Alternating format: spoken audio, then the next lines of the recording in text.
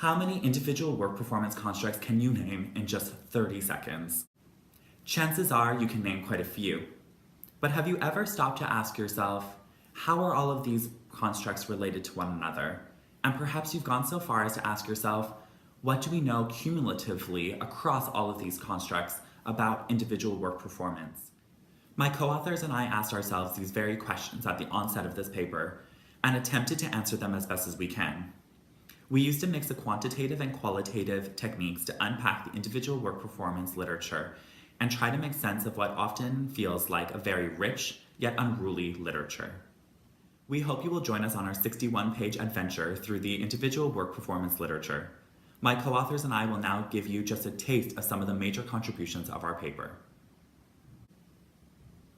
The first part of our paper is about where we are in the study of individual work performance and how we got to this point. As you can probably imagine, we have amassed a huge amount of literature on the topic. Indeed, my co-authors and I identified over 9,000 peer-reviewed articles across 62 journals since 1972, including individual work performance as a variable of interest. To make sense of it all, we employed a quantitative bibliometric technique called science mapping to analyze the content of these articles. Using the science mapping technique, we identified 5 clusters of academic interest. Each of these perspectives brings a different angle and flavor to the study of individual work performance. For example, the motivation cluster is concerned with the role of motivation in driving task performance and is deeply rooted in the traditional goal-setting theory. On the other hand, the good citizen cluster is duly named after the organizational citizenship behavior literature, which is predominantly reflected in this cluster.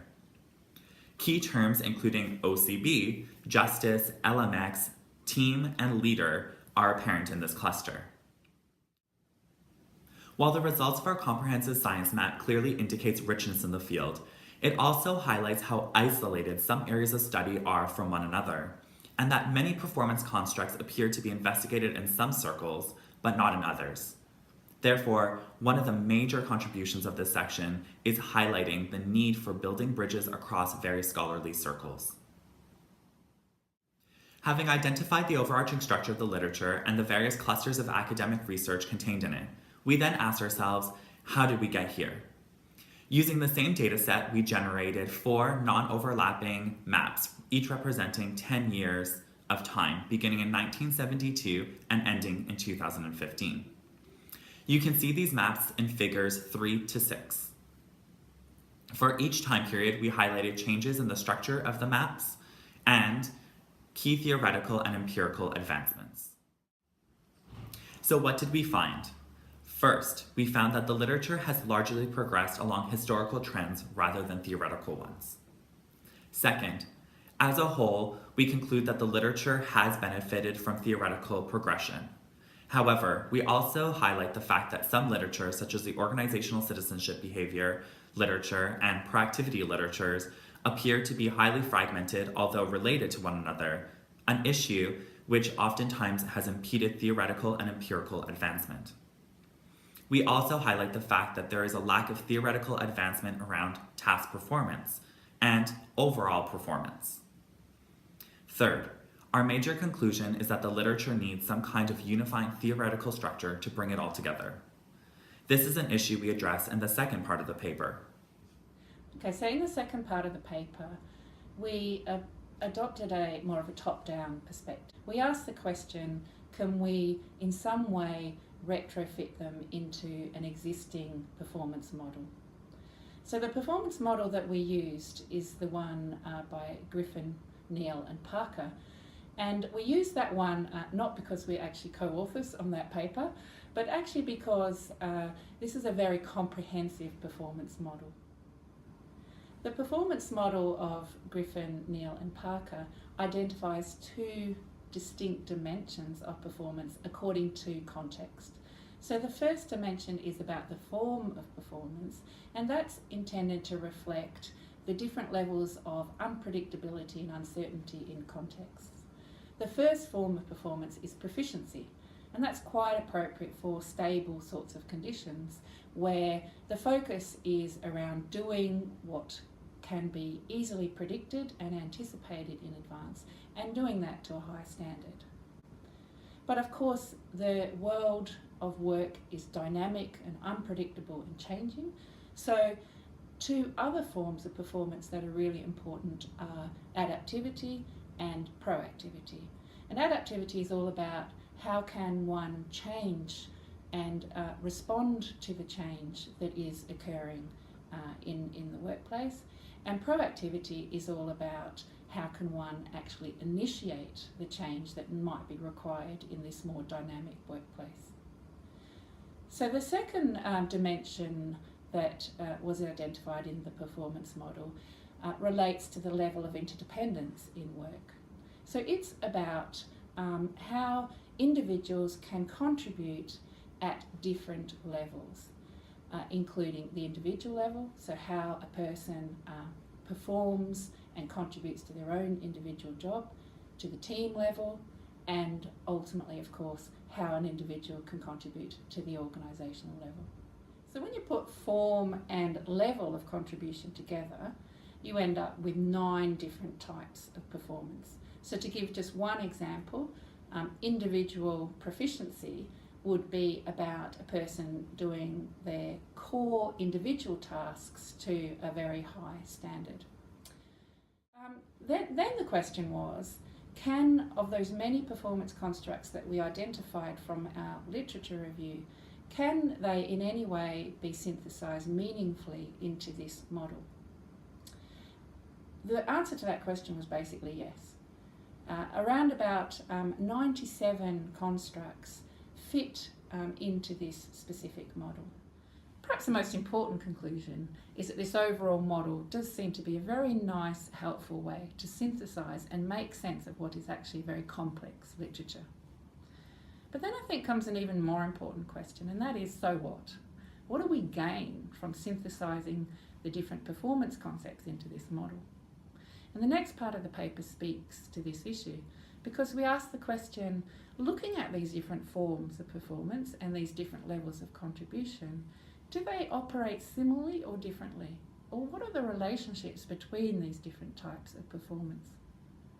Looking, for example, at the question of what drives performance, or the antecedents, we find that there are some antecedents that are important for all types of performance. So job satisfaction is a very good example. If you feel satisfied at work, you're more likely to be proficient, to adapt well to change, and also to initiate change and be proactive in the workplace. But we also find interesting differences or antecedents that are more important, say, for proficiency relative to the other behaviours. So as one example, if you want proficiency, it's very important to have role clarity. That makes sense. Role clarity is all about understanding what it is that you need to do, and that, of course, is then going to drive proficient sorts of performance. But on the other hand, for behaviours like proactivity, which are perhaps more risky, antecedents like having a sense of confidence and self-efficacy turn out to be particularly important drivers.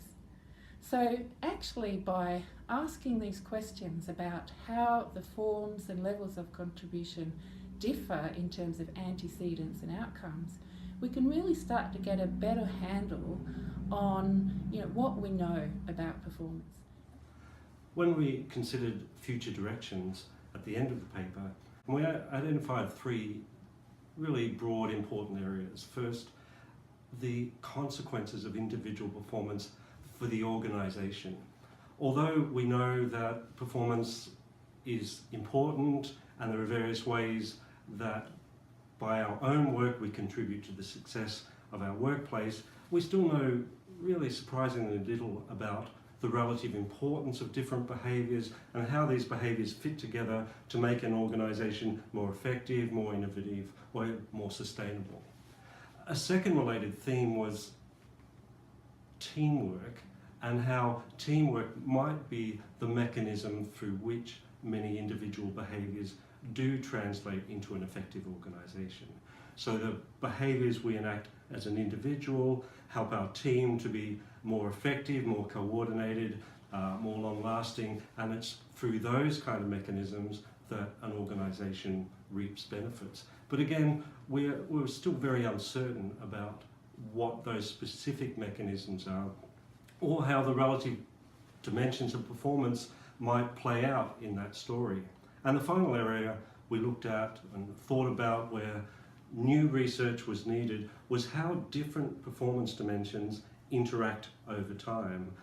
For example, we know that if you are proactive as an individual, by definition you create change in the workplace. Now, what happens after that change is made? Not only do you as an individual have to work in that changed environment, so do your co-workers and other people who are influenced by the change. So following proactivity, there's probably a period of adjustment and adaptivity. But we really don't have much knowledge at the moment about how that pattern might unfold over time, which behaviours lead to others or which follow on from others, and how that might work in a team. So all in all, a range of really interesting questions about how what we do as an individual translate over time into outcomes for an effective organisation. The individual work performance literature is massive and very diverse. It is both theoretically and empirically rich. With this said, sometimes it feels like scholars are speaking different language, and we generally lack an understanding of how all the various pieces fit together. We hope that our paper has provided some clarity around how the various pieces have come to be, how they fit together, and what we should do with them in the future. We sincerely hope that you enjoy reading our paper, and more importantly, that our paper has raised more questions than it has answered.